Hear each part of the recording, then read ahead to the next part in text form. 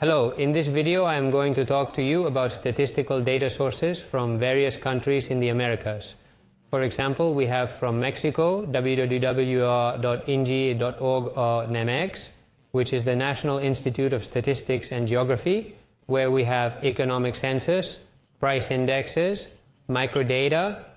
The same for Colombia is www.dane.gov.co, where you can look at cost indexes, statistical planning, monthly manufacturing survey.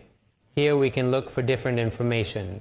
In Peru, we would have to go to www.inei.gov.pe, and here you have thematic index, economy, population and housing, employment, social environment.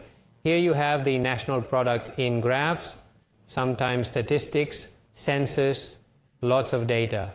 And lastly, although each country has its own, I would like to comment on the United States, which is within the general website www.usa.gov statistics. And here we have the data in English, of course, from the United States Census, and then other information from the census, and here from the Bureau of Economic Affairs, Justice Statistics, Labor Statistics, Transportation Statistics, data.gov, which is the provider of open data on the United States, the agricultural system. You have all the data centralized here, and with this I end.